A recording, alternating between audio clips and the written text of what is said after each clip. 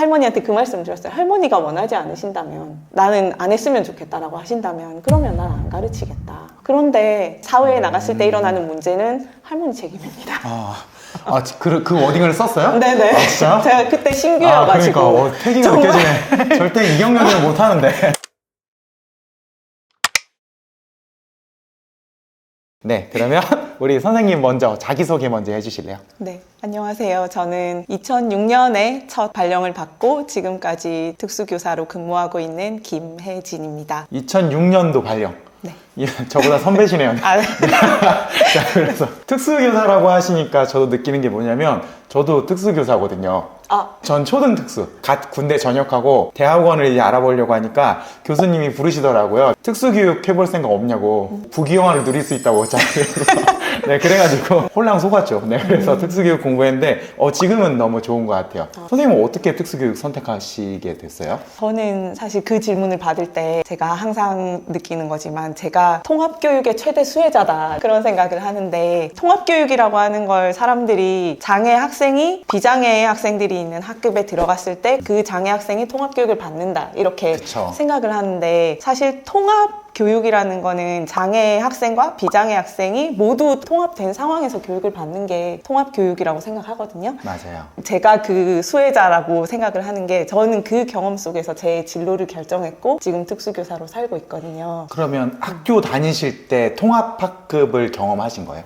네, 근데 제가 초등학교 때는 사실 특수학급이라는 게 있지도 않았고 특수교사라는 것도 있지 않아서 당연히 같이 있는 상황이었어요. 발음이 어눌한 친구들이 있었어요. 근데 그 친구들이 누군가와 의사소통을 해야 할 때 뭐라고? 막 이렇게 하면서 다른 사람들이 여러 번 물어볼 때 저는 너무 쉽게 알아듣겠더라고요. 정말요? 그래서 이렇게 통역 아닌 통역을 이렇게 하게 됐는데, 그러면서 나 이런 거 좀 잘하는 것 같은데 라는 재능을 발견했고, 그 이후에 6학년 때는 발달장애, 지적장애가 있었던 친구가 있었는데, 담임 선생님께서 그 학급 행사나 학교의 어떤 행사에 그 친구를 배제시키지 않고 아주 작은 역할이라도 주면서 같이 활동하도록 이끌어 주시는 모습을 보면서 자연스럽게 이렇게 지내는 거구나 라는 그냥 그런 인식을 가질 수 있었어요. 선생님이 6학년이면 몇 년도였어요?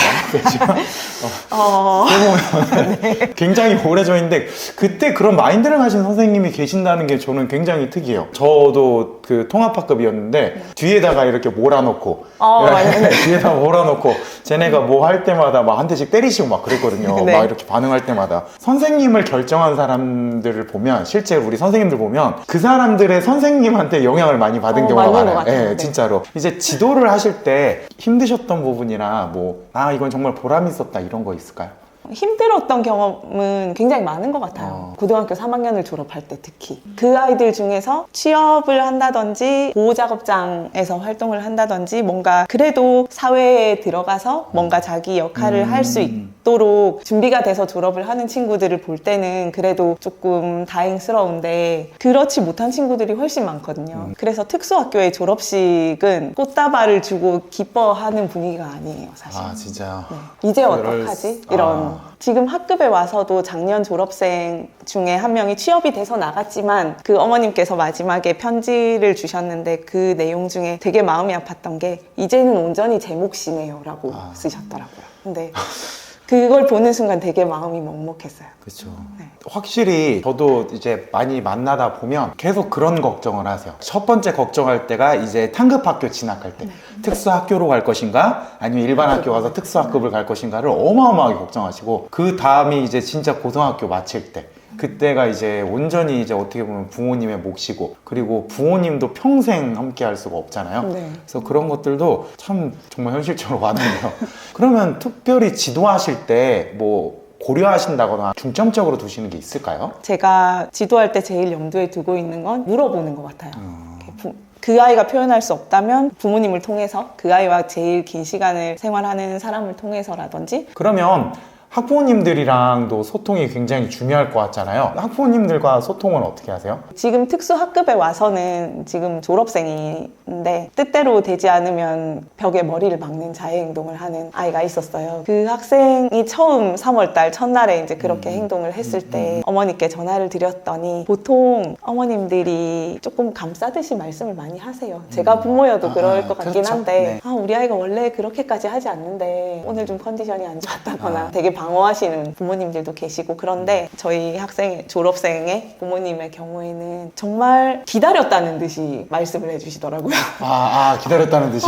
그게 정말 문제다 선생님. 우리 아이가 자기 뜻대로 되지 않으면 머리를 박고 그렇게 한다. 집에서도 그렇게 하는데 말릴 수 있는 사람이 없다. 뭐 이런 그런 거를 굉장히 적나라하게 말씀을 쭉 해주시더라고요. 어쩌면 감추셔도 될 그쵸. 이야기까지 이제 저한테 충분히 해주시는 덕분에 이제 그 아이에 대한 파악이 좀 됐고 그렇게 충분히 얘기를 해주시는 것만으로도 감사한데 이제 제가 학교에서 있었던 일과 제가 그래서 이렇게 했습니다라고 말씀을 드리면 부탁드리지도 않았는데 그걸 똑같이 집에서 해주시는 거예요. 그러면서 심지어는 그 아이한테 선생님이 그렇게 하지 말라고 했기 때문에 난 선생님 말을 들을 거다. 선생님이 안 된다고 했으면 집에서도 안 되는 거다. 이렇게 완전히 저랑 거의 아바타처럼 해주셨어요. 그래서 그 아이가 1학년 입학했을 때 자해행동이 그렇게 있었지만 한 4번, 5번? 그 이후로는 1학년 때 그 이후로는 그 자해행동을 학교에서 보인 적이 한 번도 없었어요. 진짜요? 생각해보면 굉장히 감사하더라고요. 제가 틀릴 수도 있는 건데 저를 온전히 정말 있는 그대로 믿어주시고 선생님 시키는 대로 하겠습니다. 이렇게 해주시니까 저도 좀 두렵기도 했지만 그렇죠.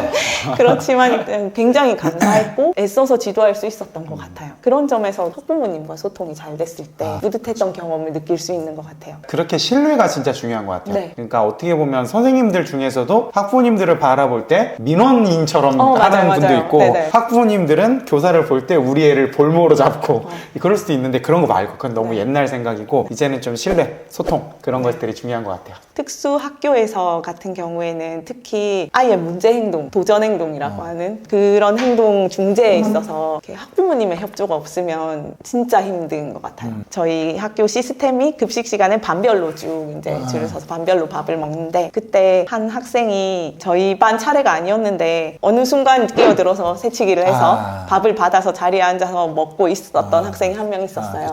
저희 반 차례는 아직 멀어서 제가 이제 그 학생한테 가서 수저를 놓고 기다리라고 우리 반 친구들이 올 때까지 친구들이 오면 같이 먹자 그 얘기를 했는데 할머니가 보고 계셨던 거예요. 그 아이 등하교를 시켜주시는 할머니가 보고 계셨더라고요. 나중에 보니. 그래서 그 아이는 친구들이 다 와서 다시 이제 밥을 먹기 시작했는데 다음날 그 아이가 학교를 안 왔어요. 연락도 없이. 그래서 전화를 했더니 할머니가 굉장히 불만을 이제 얘기하시면서 아니 애가 밥을 먹고 있는데 수저를 내려놓으라고 하고 그거를 못 먹게 해서 어떻게 내가 우리 손주를 학교에 보낼 수가 있느냐 얘기를 하시더라고요.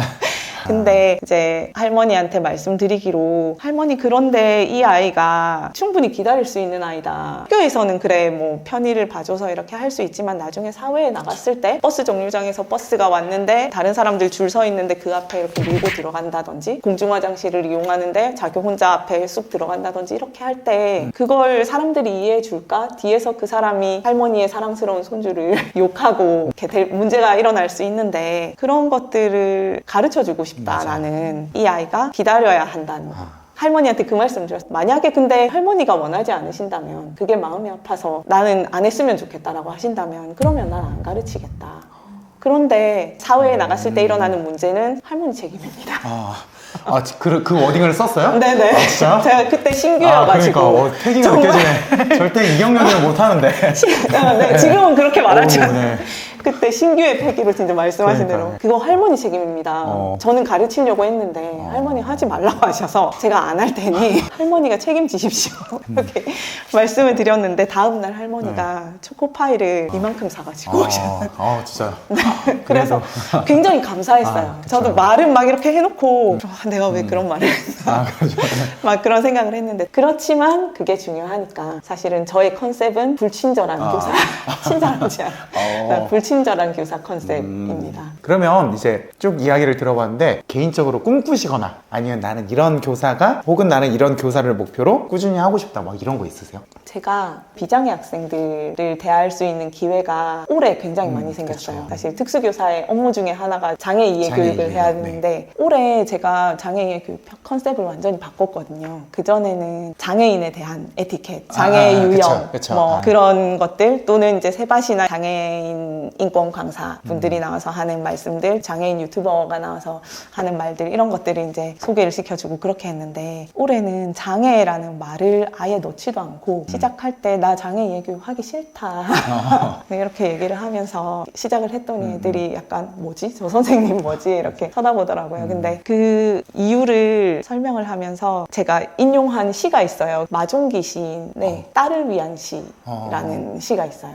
한 시인이 딸에게 말했다. 착한 사람도 공부 잘하는 사람도 말고 관찰을 잘하는 사람이 되라고. 겨울 창가의 양파가 어떻게 뿌리를 내리는지, 또 사람이 언제 웃고 또 언제 우는지, 오늘 학교에 가면 도시락을 안 싸온 친구가 누군지 찾아서 같이 나누어 먹으라고. 이렇게 하는, 그렇게 쓰여진 시가 있어요. 좀 다를 수 있어요. 근데 그 시를 항상 볼 때마다 뭉클한데 그거를 아이들한테 얘기를 하면서 관찰을 잘하는 사람이 됐으면 좋겠다. 그래서 아이들이 살기 좋은 환경을 만드는데 조금이라도 보탬이 되는 교사가 되고 싶다라고 생각을 했어요. 맞아요. 뭐 인식 개선서부터 해서 노력하면 정말로 조금이라도 우리 학교가 더 나아지지 않을까 그런 생각을 합니다. 오늘 나와주셔서 너무 감사해요. 감사합니다. 그러면 오늘 수업은 여기까지. 네.